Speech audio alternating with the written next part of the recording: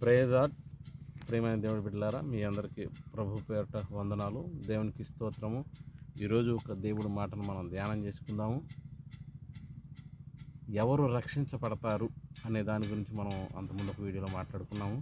ఇప్పుడు మరొక చిన్న షార్ట్ దీనిలో కూడా ఇంకోటి మాట్లాడాలని నేను ఆశపడుతున్నాను. అసలుకి భక్తి అంటే ఏంటి అనే దాని గురించి 2 నిమిషాలు నేను మాట్లాడతాను. కనుక ప్రేమపూర్వకంగా చూడాలని ఆశపడుతున్నాను. భక్తి అంటే ఏంటి, అసలు నిజమైన భక్తి ఏది? ఈనాడు చాలామంది భక్తి అంటే ఏదో చర్చికి వెళ్ళి రావటం భక్తి అనుకుంటున్నారు, లేదా మరేమ్మ గుడికి వెళ్ళి మరేమ్మ కొండకి వెళ్ళిపోయి తల వెంట్రుకలు ఇచ్చేసి భక్తి అంటున్నారు. కొంతమంది 40 రోజులు అన్నం తినకుండా ఏమీ తినకుండా మేము ప్రార్థన చేస్తున్నాం అని ఇది భక్తి అనుకుంటున్నారు. టోటల్ ఓవరాల్గా అసలు భక్తి అంటే ఏంది, నిజమైన భక్తి అంటే ఏంది అనేది మనం బైబిల్లో కనుక గమనించుకున్నట్టయితే యాకోబు పత్రికలో ఉంటుంది. నిజమైన భక్తి ఏది అనగా దిక్కులేని పిల్లల్ని ఆదరించటం, వారి ఇబ్బందుల్లో ఉన్నప్పుడు పరామర్శించటము, యహలోక మాలిన్యము తనకు అంటకుండా తను కాపాడుకోవటం. నా ప్రియమైన దేవుని పిల్లారా, భక్తి అంటే ఏదో లేనివాడికి ₹1 చాక్లెట్ ఇచ్చి హ్యాపీ అనుకోవటం అనేది ప్రభు అది కోరుకోవట్లేదు. లేదా లేనివాడికి ఏదన్నా ఒకటి పెడితే అది సత్క్రియలు మంచియే. కానీ ప్రభువు కోరుకుంటుంది నిజమైన భక్తి ఏది అంటే ఇబ్బందుల్లో ఉన్నప్పుడు పరామర్శించటం. ఇహలోక మాలిన్యం అంటే నీ కళ్ళ ద్వారా పాపం జరగకూడదు, పాపం చూడకూడదు. నీ మాట ద్వారా పాపం జరగకూడదు, పాపం చూడకూడదు. పాపపు మాటలు, పోకిరి మాటలు, సరసోక్తమైన మాటలు, డబల్ మీనింగ్స్ మాటలు నీ నోట్లో నుంచి నా నోట్లో నుంచి రాకూడదని ప్రభు ఆశపడుతున్నాడు.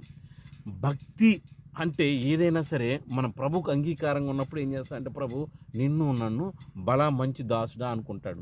రేపు పరలోక రాజ్యం నిత్యరాజ్యానికి మనం వెళ్ళినప్పుడు ప్రభు అంటాడు, నేను ఆకలిగా ఉన్నప్పుడు మీరు నాకు ఆహారం పెట్టారు, నేను ఇబ్బందుల్లో ఉన్నప్పుడు, నేను హాస్పిటల్లో ఉన్నప్పుడు మీరు నాకు బెడ్ ఒకటి ఇచ్చారు, నేను చెరసాల్లో ఉన్నప్పుడు, నేను ఖైదీనైనప్పుడు మీరు నాకు చూడటానికి వచ్చారంటాడు.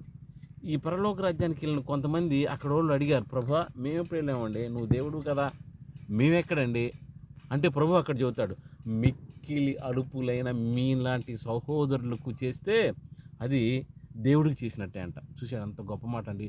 దేవుడు ఏమంటున్నాడు, నాకు తీసుకొచ్చి ఇవ్వమంటలా, నన్నేదో చేయమంటలా, నీ కనపడే సహోదరుడికి చేయమంటున్నాడు.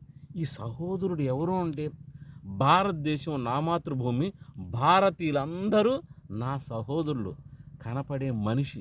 అర్థమైందా? మనం అంతా ఒక దేవుడి పిల్లలమే, ఆదాము సంతతి మనమంతా. మన పితరుడు మూల పురుషుడు ఎవరయ్యా అంటే అబ్రహాం కన్నా ముందు ఆదాము దగ్గర నుంచి మన తాతలు అలాగే వచ్చాడు. కనుక మన భక్తి అనేది ఏంటంటే ఈ ఇహలోక మాలిన్యం అందకుండా ఒక మంచి క్రైస్తవుడిగా ఉండాలంటే నీ నోరు సరిగ్గా ఉండాలి, నీ చూపు సరిగ్గా ఉండాలి, నీ ప్రవర్తన అంతటి మీద దేవుడు కనుదృష్టి ఉంటుంది. కనుక ఈ చిన్న మాటలో దేవుడు దీవించును గాక. ప్రైజ్ లార్డ్ అందరికీ.